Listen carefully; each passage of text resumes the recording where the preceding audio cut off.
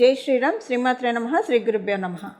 2025 సంవత్సరం ఆగస్టు నెల ద్వాదశ రాశుల వాళ్ళకి, ద్వాదశ లగ్నాల వాళ్ళకి గోచర గ్రహస్థితుల ఫలితాలు. మొదటగా గోచర గ్రహస్థితులు తెలుసుకోవడంలో అసలు గోచరంలో గ్రహగమనాలు ఎలా ఉన్నాయి. మిథున రాశిలో గురు భగవానుడు, దేవగురువైన బృహస్పతి, దైత్య గురువైన శుక్రాచార్యుల వారి సంచారము.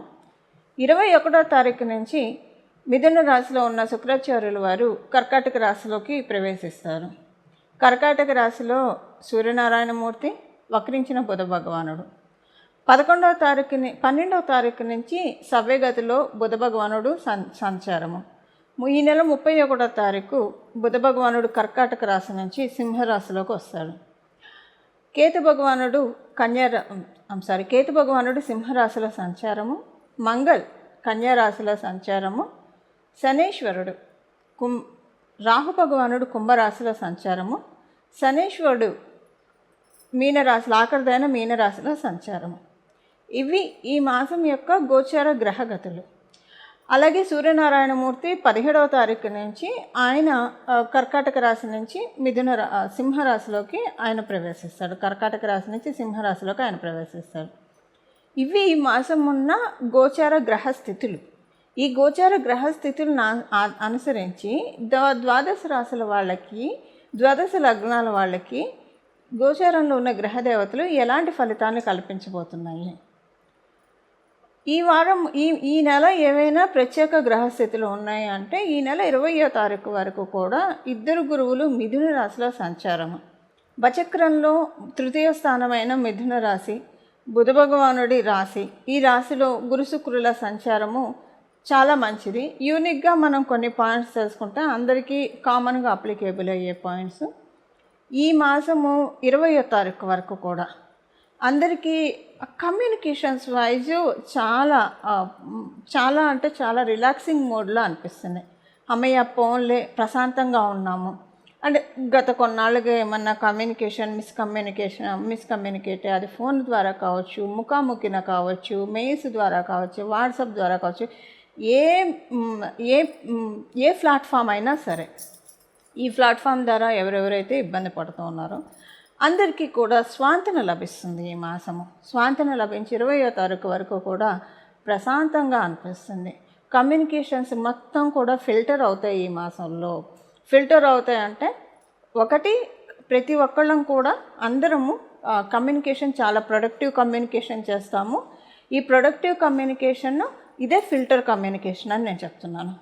చాలా అంటే మనం ముఖాముఖి ఎవరితో అయినా మాట్లాడినా ఏదైనా కూడా ఎవరి మనసు నొప్పించకుండా మాట్లాడే రీతిగా 2 గురువులు కూడా మిథున రాశిలో ఉండి చేస్తున్నారు.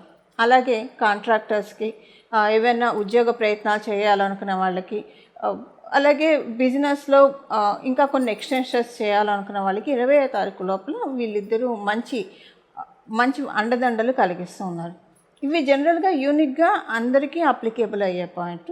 ఇప్పుడు మనము విడివిడిగా ప్రతి రాశి వాళ్ళకి అలాగే ప్రతి లగ్నం వాళ్ళకి ఎలా ఉంటుందో మనం ఇప్పుడు తెలుసుకుందాం. మీన రాశి మీన లగ్నంలో పుట్టిన వాళ్ళకి కుటుంబంలో అనుకూల పరిస్థితులు ఉంటాయి. కుటుంబంలోని వారితోటి బాగా టైం స్పెండ్ చేస్తారు. మీ తల్లిగారికి చాలా మంచి శుభ సమయం. మీ తల్లిగారితో సంతోషంగా మీ టైం స్పెండ్ చేస్తారు. మీరు ఏదైనా నిర్మాణాలు చేపట్టి ఉంటే, గృహ నిర్మాణం కావచ్చు, ఒక వాణిజ్య స్థల నిర్మాణం కావచ్చు, ఏదైనా సరే కన్స్ట్రక్షన్స్ కావచ్చు, లేదా ఏదైనా ఇన్ఫ్రాకి సంబంధించింది ఏదైనా మీరు గత కొంతకాలంగా మీరు ఆ పనుల్లో నిమగ్నం అయ్యి ఉంటే ఈ మాసము ఈ పనులన్నీ కూడా శరవేగంగా సాగుతాయి. అది కూడా ఎలాంటి బర్డన్ లేకుండా చాలా ప్రశాంతంగా సాగుతాయి. మీకు అది తెలిసిపోతూనే ఉంటుంది, చాలా ప్రశాంతంగా అనిపిస్తుంది. ఈ మాసం మీరు ఇంటికి ఎక్కువ టైం కేటాయిస్తారు. అలాగని వృత్తి వ్యాపారాలను నిర్లక్ష్యం చేస్తారని కాదు. కొంత వృత్తి వ్యాపారాల్లో ప్రశాంతంగా అనిపించడం వల్ల ఇంటికి టైం ఎక్కువ స్పెండ్ చేస్తారు అని ఒక రిలాక్స్డ్ మోడ్లోకి వెళ్తారు, చిల్ అవుతారు. కొంచెం మ్యాక్సిమం టైం చిల్ అవ్వడానికే ప్రయత్నిస్తారు.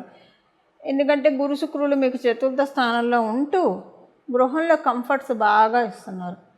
ఈ మాసం మీరు తీసుకునే ఆహారం పట్ల కొంచెం జాగ్రత్త వహించాలి. అంటే ఎలా ఉంటుందంటే మీ డైనింగ్ టేబుల్ మీద కావచ్చు, లేదా మీ లంచ్ టేబుల్ మీద కావచ్చు, బ్రేక్ఫాస్ట్ టేబుల్ మీద కావచ్చు, డెలీషియస్ ఫుడ్. ఇదేమవుతుందంటే మీరు కంట్రోల్ చేసుకోలేరు. రుచి బాగా ఉంటుంది, మీరు తీసుకున్న ఆహారం యొక్క రుచి.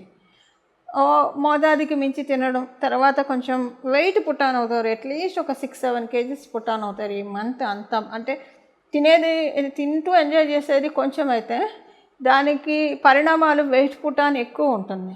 ఒకవేళ మీరు బరువుకి విషయాలకి సంబంధించిన డైట్ సంబంధించిన కాషియస్ మీకుంటే అప్పుడు కూడా మీ డైట్కి తిలోదకాలు ఇస్తారు. కొంచెం చూసుకోండి, మీ వెయిట్ గెయిన్ అవ్వకుండా చూసుకోండి. మాసము గోచర గ్రహస్థితులు ఈ విధంగా మిమ్మల్ని ప్రొవోక్ చేస్తూ ఉంది కాబట్టి కాంపిటేటివ్ సక్సెస్ ఉంటుంది. అలాగే కాంపిటీషన్లో కొంచెం వెనకబడ్డట్టు ఉంటుంది. కాంపిటేటివ్ సక్సెస్ రెండు కాంట్రడిక్టరీగా ఉంది. సక్సెస్ ఉంటే వెనకపట్టం ఎలా ఉంటుంది అని అనుకోవచ్చు. ఉదాహరణకు మీరు విద్యార్థినులు, మీరు ఏదైనా కాంపిటేటివ్ ఎగ్జామ్కి ప్రిపేర్ అవుతూ ఉన్నారు. మీకు ఒక పక్క అనిపిస్తుంది ఎట్లాగైనా మీరు స్కోర్ చేస్తారు, మీకు బాగుంటుంది అన్న ఉత్సాహం ఉంటుంది డెఫినెట్గా. కానీ మళ్ళీ ఒకవైపు మీకంటే బాగా చదువుకునే వాళ్ళు కావచ్చు, లేదా ఇంకొంతమంది మీకు కనిపిస్తారు. వాళ్ళ స్కోర్ అది చూసి మీకు లోపల భయం వస్తూ ఉంటుంది. అమ్మో, ఇంత నేను చేయగలనా, ఇంత నేను చెందగలనా. కొంతమంది నిరుత్సాహంగా నిప్పుల మీద నీళ్ళు వదిలినట్టు మాట్లాడతారు. దానివల్ల ఏమవుతుందంటే మీలో ఉన్న కాంపిటెన్సీ లెవెల్ ల్యాక్ అవుతుంది. రెండు ఉన్నాయి. దేనికి మీరు ప్రిఫరెన్స్ ఇస్తారో దాన్ని బట్టి మీకు వెళ్తుంది. సో మీ ఉత్సాహానికి నీళ్ళు జల్లే వాళ్ళతోటి మీకు పనే లేదు. వెన్నుదట్టి ప్రోత్సహించే వాళ్ళకే మనము ఎప్పుడైనా ఇంపార్టెన్స్ ఇవ్వాలి. ఒకవేళ ఉత్సాహానికి నీరు కార్చకూడదు. సో సలహాలు సూచనలు విమర్శనాప్రాయంగా ఇచ్చినా అది మన గ్రోత్కి ఉపకరించేవైతే మంచిదే. అలా లేకుండా ఉన్నవైతే కట్ చేయాలి మీరు. ఇది విద్యార్థినులకు అనే కాదు, ఎవరికైనా సరే, మామూలుగా కూడా ఉద్యోగస్తులకి, వ్యాపారస్తులకి ఒక కాంపిటీషన్. ప్రతి ఒక్కళ్ళకి జీవితంలో కాంపిటీషన్ అనేది లేకుండా మనం గెలవలేము జీవితంలో. సో ఈ కాంపిటీషన్ లెవెల్ ఎలా ఉంటుందంటే మీకు ఎవరైనా సరే, మీరు ఉద్యోగస్తులైనా, వ్యాపారస్తులైనా, ఫ్రీలాన్స్ వర్క్స్ చేసేవాళ్ళైనా ఎవరైనా సరే, మీకు అంటే మీరే గెలుస్తున్నట్టు అనిపిస్తూ ఉంటుంది. మళ్ళీ ఎక్కడో ఎవరో వెనక్కి లాగేసేస్తున్నారు మిమ్మల్ని అని బాధ ఎక్కువ ఉంటుంది. వెనక్కి లాగేసేస్తున్నారు, మీరు అనుకున్నది చేయలేకపోతున్నాను అన్న బాధ ఉంటుంది. లోన్కి సంబంధించిన ప్రయత్నాలు ఈ మాసము చేస్తే అవుతుంది. కాకపోతే ఇక్కడ మీకు లోన్కి సంబంధించిన విషయాల్లో కొంచెం ఆర్గ్యుమెంట్స్ ఉంటాయి. ఎవరితోటైతే మీరు లోన్కి అప్రోచ్ అవుతున్నారో, ఏ ఇన్స్టిట్యూషన్తో అయితే మీరు లోన్కి అప్రోచ్ అవుతున్నారో వాళ్ళతోటి మీకు ఆర్గ్యుమెంట్స్ ఉండి అప్పుడు మీ లోన్ శాంక్షన్ అవుతుంది. ఒకవేళ మీరు పర్సనల్గా ఫైనాన్స్ అసిస్టెన్స్ తీసుకున్నా సేమ్ పాయింట్ అప్లికేబిలిటీ ఉంటుంది. అసలు మీ మెయిన్ లోన్ కోసం ప్రయత్నించట్లేదు అని అనుకుంటే ఆల్రెడీ మీకు ఎగ్జిస్టింగ్ లోన్స్ ఉంటాయి. మీరు అంటే పేమెంట్ విషయాల్లో కొంచెం ఆర్గ్యుమెంట్ ఉంటుంది. మీరు ప్రాపర్గా పే చేసిన ఏవో చెయ్యట్లేదు, ఇలాగా ఏదో ఒక మాయలాగా అనిపిస్తుంది. మీకు ఫోన్ చేసి ఇంకా చేయలేదు, వాళ్ళు చెక్ చేసుకోకుండా మీకు ఫోన్ చేస్తారు. మీకు ఎక్కడో కోపం వస్తుంది, ఇదేంటి రెగ్యులర్గా ప్రాంప్ట్ పేయర్స్కి కూడా ఇలా మాట్లాడుతున్నారు. ఎందుకంటే మీనరాశి, మీనలగ్నంలో పుట్టిన వాళ్ళు అసలు ఒకళ్ళకి అప్పు ఉండడం, రుణపట్టడం ఇష్టపడరు. తొందరగా వాళ్ళు అసలు రుణాలు తీసుకోరు. తీసుకుంటే చాలా తీర్చేదాకా వాళ్ళు నిద్ర కూడా పోరు. అలాంటి మనస్తత్వం కలవాళ్ళు కాబట్టి ఇంత సిన్సియర్గా పేమెంట్ చేస్తున్నా ఏంటి ఇలా మాట్లాడుతున్నారని బాధ ఉండి కొంచెం ఆర్గ్యుమెంట్స్ పెట్టుకుంటారు. ఆర్గ్యుమెంట్ పెట్టుకునే మనస్తత్వం కాకపోయినా పెట్టుకుంటారు. తర్వాత వాళ్ళని వాళ్ళు కరెక్ట్ చేసుకుంటారు, అది వేరే సంగతి. ఇలా ఉంటుంది. సో లోన్కి సంబంధించిన విషయాల్లో ఇలా ఉంటుంది. అసలు మాకు ఎలాంటి లోన్స్ లేవు, ఏవి లేవు, మేము ఫ్రీ బోర్డ్స్ అని అనుకుంటే అప్పుడు మీకు ఏంటంటే కొంచెము మీ ఆర్గ్యుమెంట్స్ ఇంకొకళ్ళతో ఎవరితో అయినా ఉండొచ్చు. లేదా ఒకవేళ మీరు ఆర్గ్యుమెంట్ పెట్టకపోయినా మిమ్మల్ని రెచ్చగొట్టే విధంగా కొంతమంది కొన్ని చర్యలు చేపట్టచ్చు. ఇలా ఏదైనా ఉంటుంది. మొత్తానికి మీకు ఇలాంటి పాయింట్స్ ఏదో ఒకటి చూస్తారు. వివాహ ప్రయత్నాలు చేయాలనుకున్న వాళ్ళకి అనుకూలమైన సమయము. విద్యార్థినులందరికీ కూడా చాలా చక్కటి శుభ సమయము. సీనియర్ సిటిజన్స్కి కొంచెం స్కిన్ అలర్జీస్ కానీ లేదా రెస్పిరేటరీకి సంబంధించిన ప్రాబ్లమ్స్, స్లైట్గా సైనసైటిస్ కానీ ఇలాంటివి ఏవైనా రావడానికి అవకాశం ఉంది. కొంత జాగ్రత్త తీసుకోవాలి మీరు ఈ విషయాల్లో. అంతే, ఈ 2 విషయాలు తప్పించి మిగతా విషయాల్లో బాగానే ఉంటుంది. ఇవి ఈ మాసం యొక్క గోచార గ్రహస్థితుల ఫలితాలు మీనరాశి మీన లగ్నంలో పుట్టిన వాళ్ళకి. ఈ మాసం చేసుకోవాల్సిన పరిహారము, ఈ మాసాంతం వరకు కూడా పరమశివుడికి కానీ మహావిష్ణువుకి కానీ మీరు ఇద్దరికీ అయినా సరే ప్రతిరోజు కూడా తెల్లటి పుష్పాలు మరియు పసుపు పచ్చ రంగు పుష్పాలు అంటే సువర్ణ గన్నేరు కావచ్చు, చామంతులు కావచ్చు, ఇలాగా మీకు ఏది అవైలబుల్ ఉంటే అది పసుపు రంగు పుష్పాలు అలాగే తెలుపు రంగు పుష్పాలు ప్రతిరోజు కూడా శివకేశవులు ఇద్దరికీ కూడా సమర్పిస్తే చాలా మంచిది. మీరు శివుడికే పెట్టాలని అనుకుంటే కేవలంగా శివుడికి పెట్టచ్చు, లేదా విష్ణుమూర్తికి పెట్టాలని అనుకున్నా పెట్టచ్చు, ఇద్దరికీ కలిపి పెడతామన్నా కూడా చాలా మంచిది. ఈ మాసం మొత్తం కూడా దేవతలని పుష్పాలతో అంటే మీ చేతనైన దాంట్లో, ఇప్పుడు తెల్లటి పుష్పాలంటే మల్లెలు ఉంటాయి, సన్నజాజులు, విరజాజులు, ఇవి లేదంటే మన ఇంటి ముందు గరుడవర్ధనం, నందివర్ధనం ఇలాంటి చెట్లు ఉంటాయి. అంటే మన ఇంటి ముందు ఉంటే మాత్రమే, మళ్ళీ వేరే వాళ్ళ ఇళ్ళకి వెళ్ళి వాళ్ళ పర్మిషన్ తీసుకొని వస్తే ఓకే, లేకపోతే అలా కోయడం కంటే మన మనసునే పుష్పాన్ని సమర్పించి అంటే వాళ్ళ పర్మిషన్ లేకుండా కోసి మనం పెట్టేదానికన్నా కూడా మన మనసునే పుష్పాన్ని పరమశివుడికి శివకేశవులకి సమర్పించి దండం పెట్టుకోవడం ఉత్తమము. సో ఇలాగ ఏవో ఒక పూలు మన శక్తానుసారము తెచ్చి భగవంతుడితోటి ఈ మాసం అంతా కూడా పూలతోటి భగవంతుడిని ఎంత అలంకరిస్తే అంత మంచిది. ప్రత్యేకించి విష్ణుమూర్తి అలంకార ప్రియుడు. విష్ణుమూర్తిని మనం ఎంత పూలతో ఈ మాసం అలంకారం చేస్తామో మన లైఫ్ని ఆయన డెకరేట్ చేస్తాడు. మనం శివకేశవుల్ని మనం పూలతో డెకరేట్ చేస్తే మన లైఫ్ని మనం అనుకున్న పనుల్ని వాళ్ళు డెకరేట్ చేస్తారు. డెకరేట్ చేయడం అంటే మనం ప్రజెంటేషన్ స్కిల్స్ బాగా పెరుగుతాయి, మన కమ్యూనికేషన్స్ చాలా రిఫైన్ అవుతాయి. ఎప్పుడైనా మన కమ్యూనికేషనే మనం ఏంటి అనేది తెలుస్తుంది. మనం ఎవరైనా సరే మన గురించి మన గురించి ఒక చిన్న ఒపీనియన్కి రావాలన్నా మనం మాట్లాడే మాటలను బట్టే మన గురించి ఒక అనాలిసిస్కి వస్తారు, ఒక ఒపీనియన్కి వస్తారు. So communications wise presentation skills ఇవి చాలా పెంచుతున్నారు.